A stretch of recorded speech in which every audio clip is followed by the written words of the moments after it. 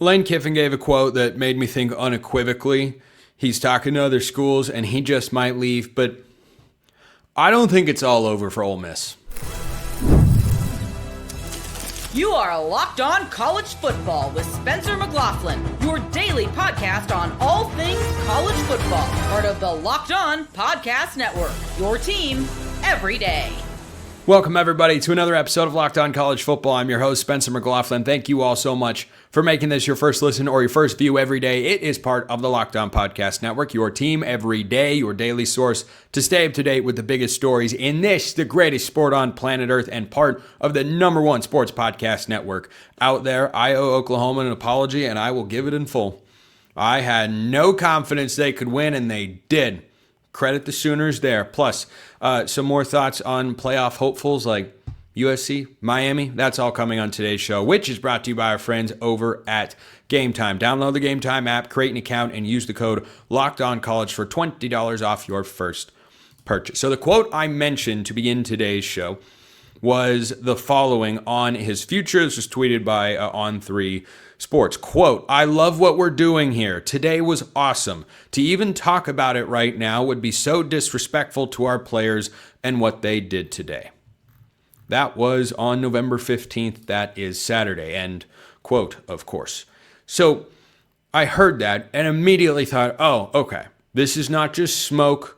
No one is telling you something just for clicks. No one is saying stuff just to throw it out there because they've gotten a jet. No, that quote makes it very clear. He's talking to other schools. Because if you wanted to come out and make a commitment to your school, number one, actions speak louder than words. How many coaches have been locked up with an extension in the last several weeks? Answer, a lot. Whether it's Rhett Lashley or Mike Elko or Matt Rule. Kenny Dillingham has come out and made it clear that he's not going anywhere. If Lane Kiffin was truly not talking to anybody else, I hope I'm not breaking news to you Ole Miss fans out there, he would come out and say, I'm staying with Ole Miss, I'm not going anywhere.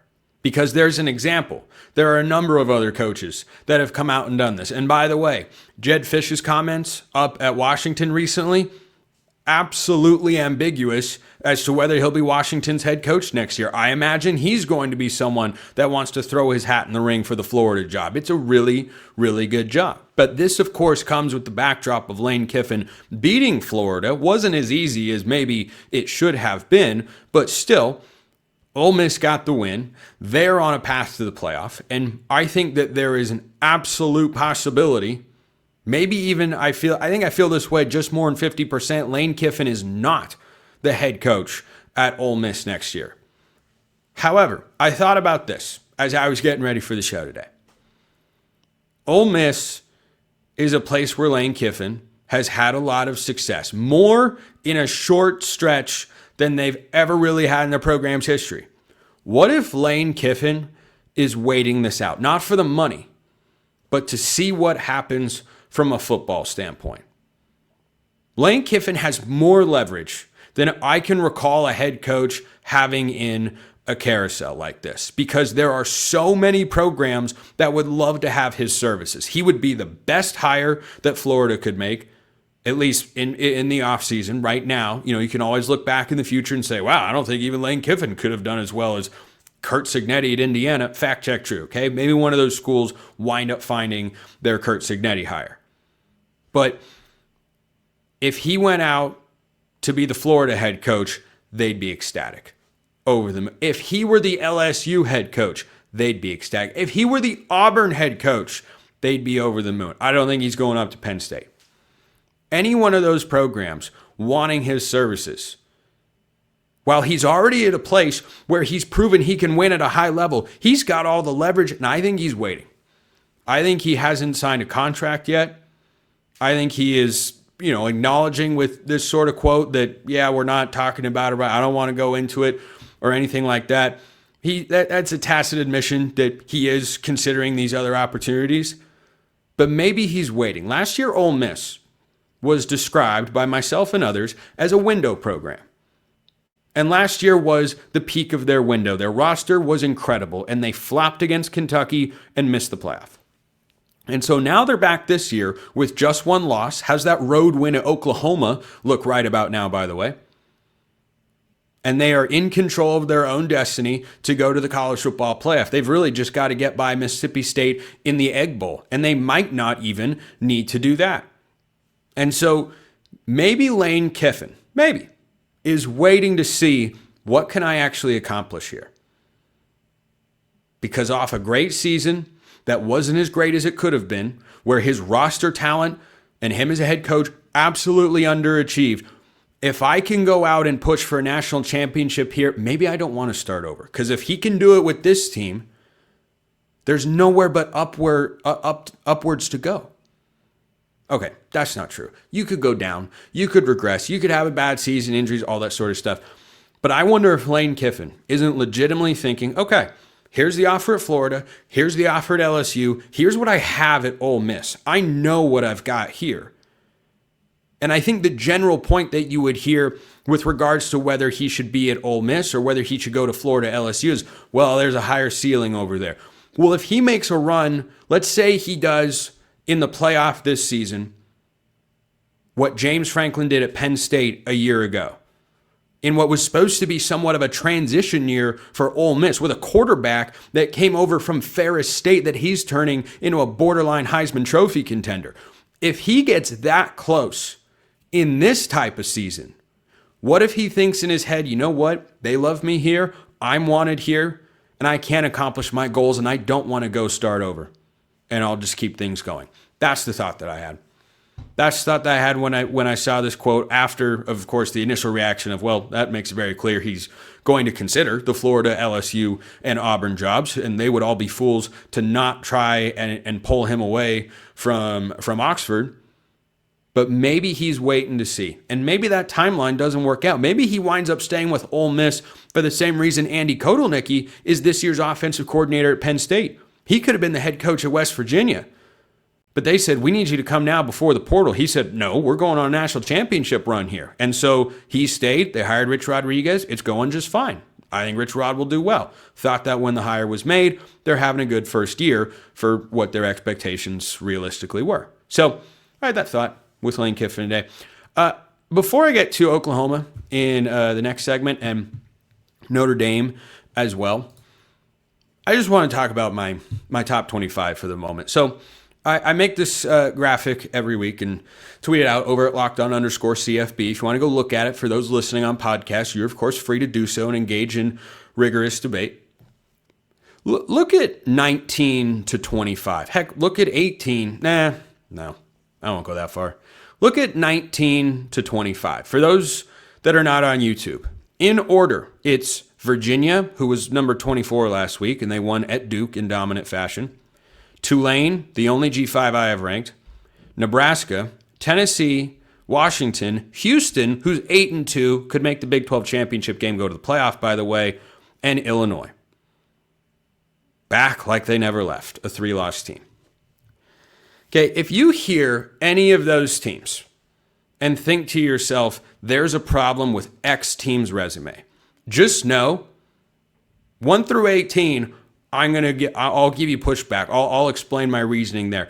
19 through 25 right now, I'm telling you, there's just not a lot there.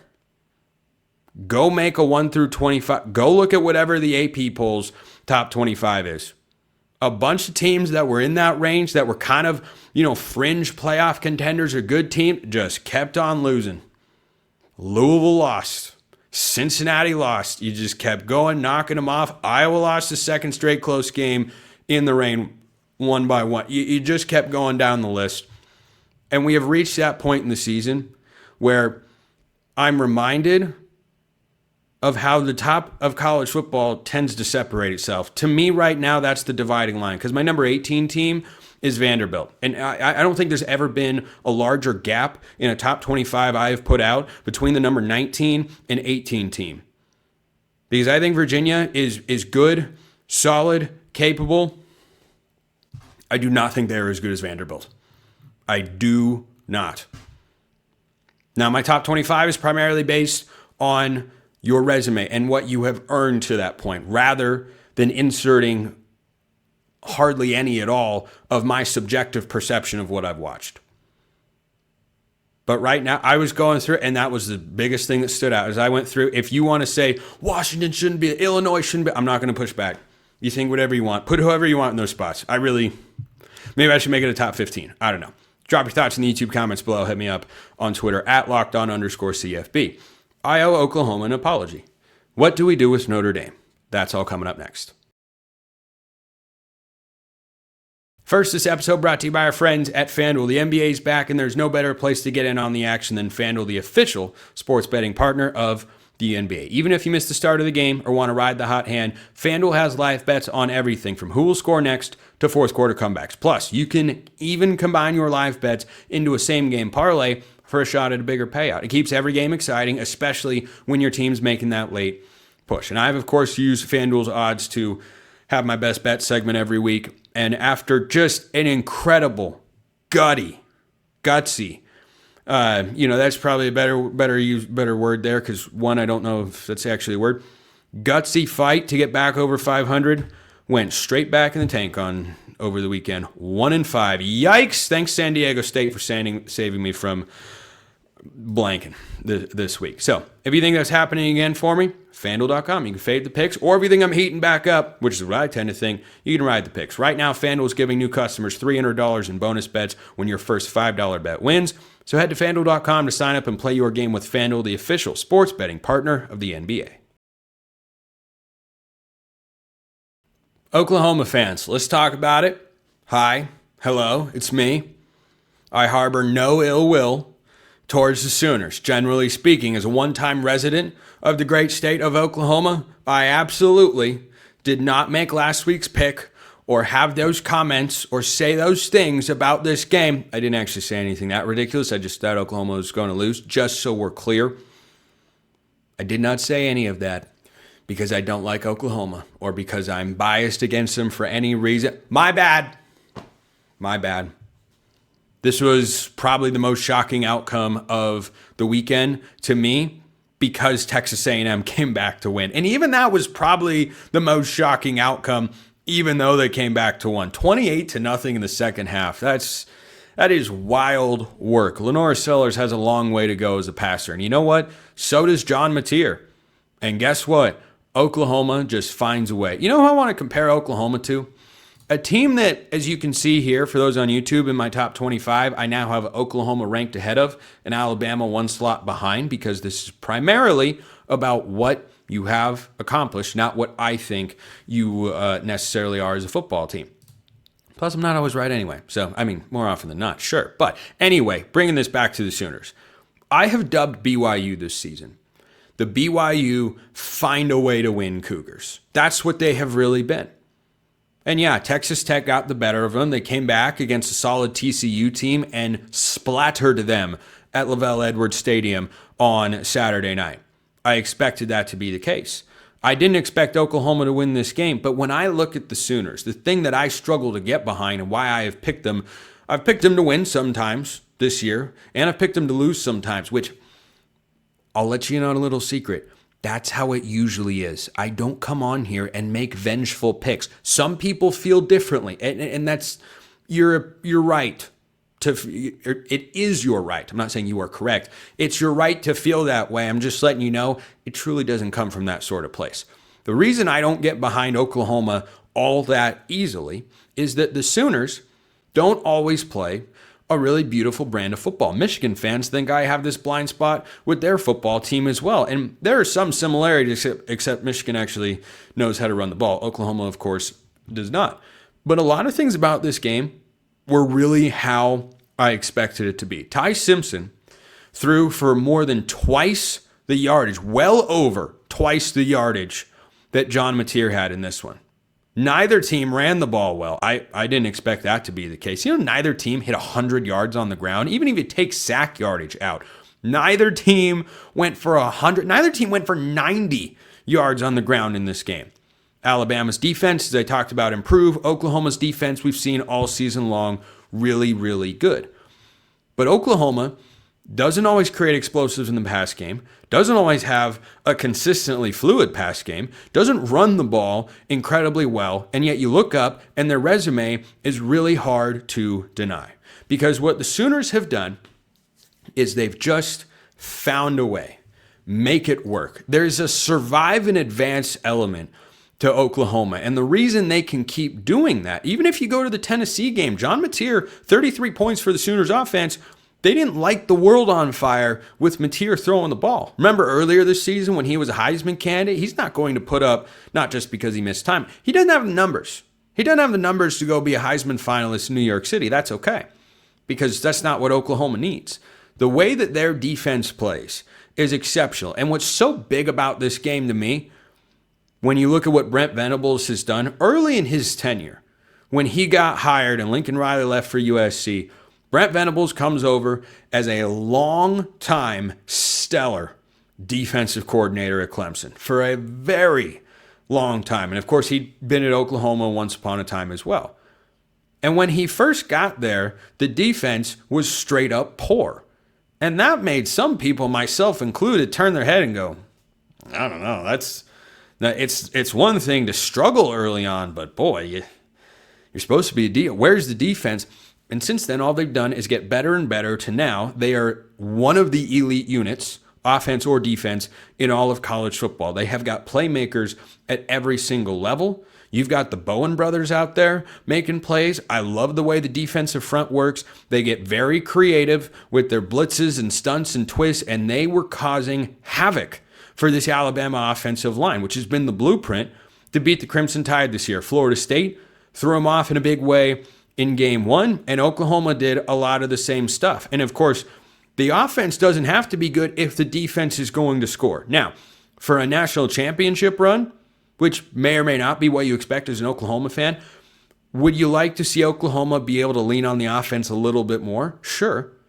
But I would rather you have a defense that I know is going to be able to show up and an offense that's hit and miss than an offense you can rely on and a defense that is hit and miss. Ask Lincoln Riley at USC. I'll talk about later on today's show which way that tends to go. So, and they've, of course, got a huge game against Oregon this week.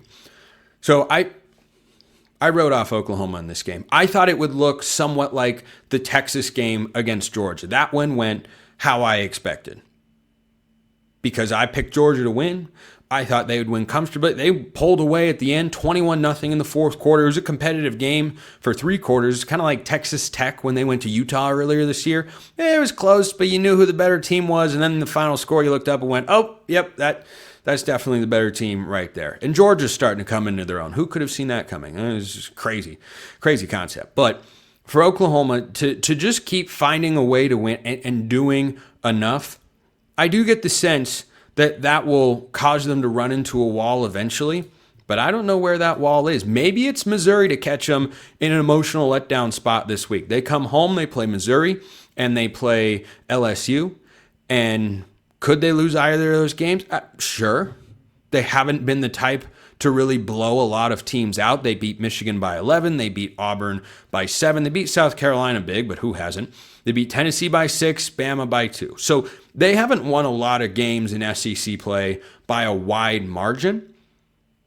So if Missouri gets Bo Prabula back, which they could, yeah, there could be some upset potential there in Norman. But I was really impressed that they went on the road to an Alabama team that had been cruising against a really good coaching staff and a really good quarterback. And what has been the calling card of your head coach won the day. That's what it came down to. So props to Oklahoma, and I apologize for doubting you. I hope you can forgive me, because I do love the Sooners fans out there. I want to talk about Notre Dame for a moment. So I'm going to throw my top 25 back up here on YouTube. You may notice that even after a win, Notre Dame fell a spot in my rankings this week, down to number 12. USC jumped them. Why? Because USC beat a team that I had ranked last week. This isn't about what Notre Dame didn't do. This is about what USC did do, which was win a game, as I thought they would, in the pouring rain against Iowa. And that physicality improvement that I've talked about a lot with the Trojans is going to be put to the test once again when they go on the road on the game day game in Eugene to play Oregon this week. But here's my thing with Notre Dame. USC comes later in the show. Notre Dame is a team that I do believe is good enough to make the playoff, win a couple games, maybe even make a run to the national championship. I fully believe that. CJ Carr has done nothing but improve from the early portion of this season. The defense continues to improve, and we've seen this with Marcus Freeman before. I like their offensive line. I love their running backs. Best tandem in college football. Second would be Penn State's Nick Singleton, Katron Allen. But I'm a huge Jadarian Price fan. We all know Jeremiah Love's the best running back in the country. But here's the thing. Even though I think that, the reason I have Notre Dame at 12, the committee's going to have them a whole heck of a lot higher when their rankings come out on Tuesday night. I want the results to matter. I want that Texas A&M loss. I know it came down to one play. That's why I still have Notre Dame as high as I do. I know the Miami game was close. That's how I have Miami one spot ahead of Notre Dame. And if Miami beats Pitt later this year and winds up at 10-2, I don't know that I could keep Miami behind them in good conscience because Miami won that game. The results have to matter. They absolutely, positively have to matter. And so at 10-2, barring a bunch of help and mass chaos and another loss by Miami, no, I am not going to put Notre Dame in my rankings as a team that should make the playoff. I don't want to see it, even though I believe that they are good enough. That's not what it should be about. It should be about the teams that have had the best seasons, that have had the outcomes to put them in that position. And Notre Dame is close. They will be on the bubble. I do not want to see them automatically be in because they lost those 2 games early on. And yes, they should be commended for scheduling those games. Again, why I have them as high as I do in my rankings. But I do not want to see Notre Dame get in unless there's a lot of chaos in front of them. Do I think they're good enough? Yes. But have they earned it? Not as much as you'd like. So, that's what I think about Notre Dame right now. I don't know how controversial that is. I hope it's not controversial at all. It could be. It could be. Let's call this third segment old school big brands that are trying to get back to what they were.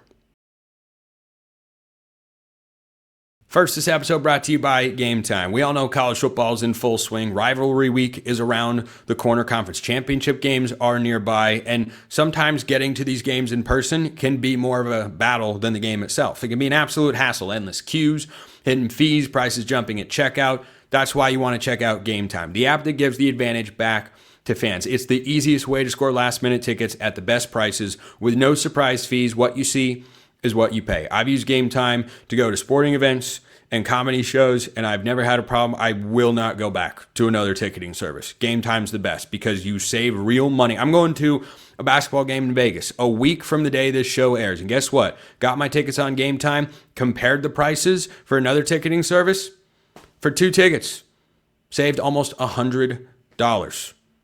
Yeah, that's why you want to use Game Time. And the process is really easy. I love the all-in pricing feature. You'll love it too. Take the guesswork out of buying college football tickets with Game Time. Download the Game Time app, create an account, use the code LOCKEDONCollege for $20 off your first purchase. Terms apply. Again, that's promo code LOCKEDONCOLLEGE for $20 off. Swipe, tap, ticket, go. Download Game Time today. First, let's talk about USC, then we'll talk about Miami. In the segment that I'm okay with the name I had on the other side of the break. Big brands trying to get back to what they were. So USC plays on College Game Day's premier matchup this week. They go to Oregon, and USC, make no mistake about it, controls their own path to the college football playoff. If they go 10-2 and they win at Oregon, I don't see how the committee could keep them out. I don't think they'd want to. I don't think they should. But Lincoln Riley just did something over the weekend that those who are on the anti-USC train that want to say things about what his teams have been in the past that maybe still have an image in their head of USC football, and it's one from the 22 and 23 seasons when he got there. They should have lost this game, right? Iowa led 21-10 at the half. Iowa ran for more yards. The rain started to come down. Boy, Lincoln Riley teams should fold, right? Lincoln Riley teams shouldn't be able to match that level of physicality. Lincoln Riley teams shouldn't be able to do. I'm not sitting here telling you that they are elite just yet. I think the Illinois game proved that. I think the Notre Dame game proved that as well. There's still room to go. This is not a game that USC wins in the first 2 years of Lincoln Riley's tenure. They have made a concerted effort to get better in the trenches and to be more physical, particularly on the defensive side of the ball. Rain or not, which first 2-year Lincoln Riley USC team, which week would give you any indication that they would be able to hold a good physical team like Iowa scoreless for 2 quarters? That's not something that happened.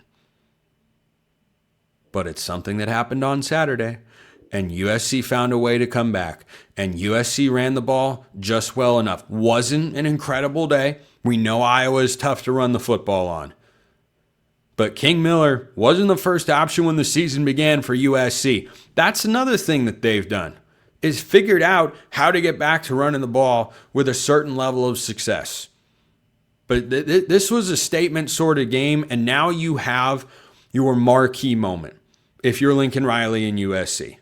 The history between Oregon and USC, well documented. Going back to their time in the Pac-12, RIP. Oregon's been much better as a program for longer than USC fans would probably like to admit. But Oregon has won more conference championships in the last 10 years. Oregon has made more playoff appearances because they've made any playoff appearances. I don't think that this is a playoff or bust year for Lincoln Riley at USC. I think what you should have wanted to see this year, if you're a Trojan fan, is real tangible progress, and there has been that. This USC team is much better than last year, and after 2 seasons of going backwards, you needed to take a step forward, and this could be a big step forward. If they are able to go to Eugene and win, boy, that's a statement moment. That is a flag-planting sort of we're back, going to the playoff, and who knows what the heck could happen with a Lincoln Riley team in the college football playoff if they are able to pull that off. But right now, for USC, what they have done this season should be commended. Don't forget how they're recruiting in the class of 2026, by the way. Had a number 1 class for a long time. I think that's faded. Still top 5 class, I believe, in the 2026 cycle. The Trojans are starting to look like the Trojans. Oregon is an opportunity this Saturday on the road to try to swing things back in their favor. USC, I don't think, has beaten Oregon in football. They haven't played every single year, so context is required there. I believe the last time was 2016, 17 or so. USC was in the Pac-12 South. Oregon was in the North, so they didn't play every single season. The last time the Trojans went there, they lost 36-27 back in 2023. So the opportunity is there. And for the Trojans coming into the season, I think you would have taken this. Is there something left on the table? Yep, that Illinois game, it stings right now because you could maybe lose to Oregon close this week and still have a reasonable shot at the playoff at the moment. But as it so happens, you don't have that situation and you just have to go out and find a way to win. But to get to where USC wants to go, they got to win these sorts of games at some point, right? Whether in the regular season or in a conference championship game or in the playoff, you're going to have to go and beat Oregon at some point. Here's your moment. This is a statement sort of game for USC. There was a statement made on Saturday in Los Angeles against the Hawkeyes because of the style in which they had to play and the perceived limitations. They can't do that. Well, they did that. That's one hurdle. Here's the next one. At Oregon on Saturday. So, highest of vibes game for USC on Saturday because they kept the playoff hopes alive and won that sort of game. For Iowa, I go bad vibes. You know, their playoff hopes went out the door when they lost to Oregon, and I was just Iowa. They might wind up at 8-4. Could be a top 25 team at the end of the year. High floor, low ceiling, as long as Kirk Ferentz is in charge. Let's talk about Miami.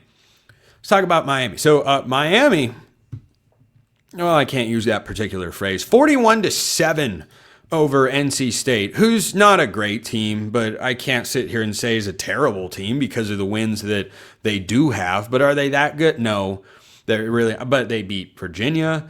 They beat Georgia Tech a couple of weeks ago. I mean, they can flash, but Miami went out and looked like a team who was trying to make a point to a particular group of people. Yes, I'm talking about the committee, not their fans, not their donors, not themselves. No, they look like they were trying to make a point. 41-7, they led this game 24-0 at half, did not let up.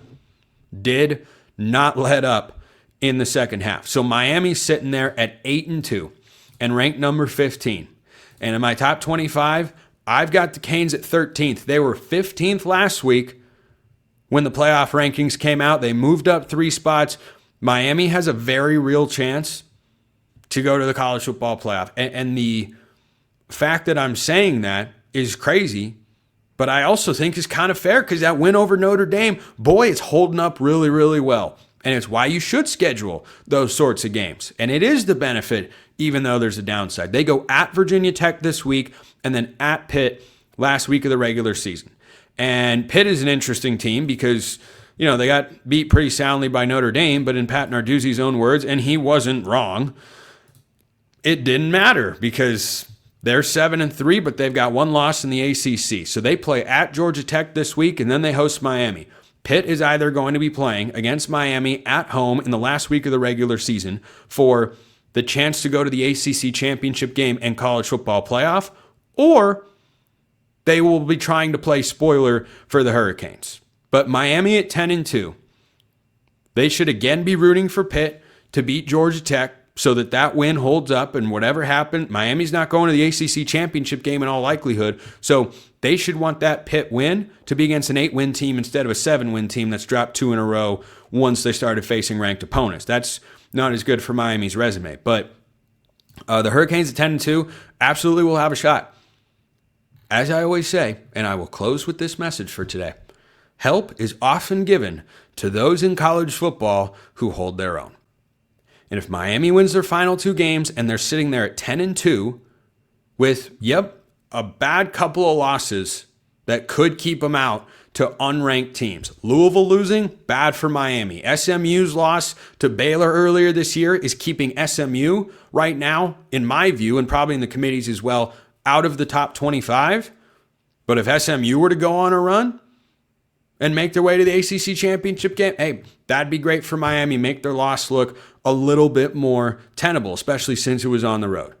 But if you're 10-2 with losses to teams that are good but not great and not ranked, but a win over Notre Dame, who the committee has in the top 10, you're going to have a case.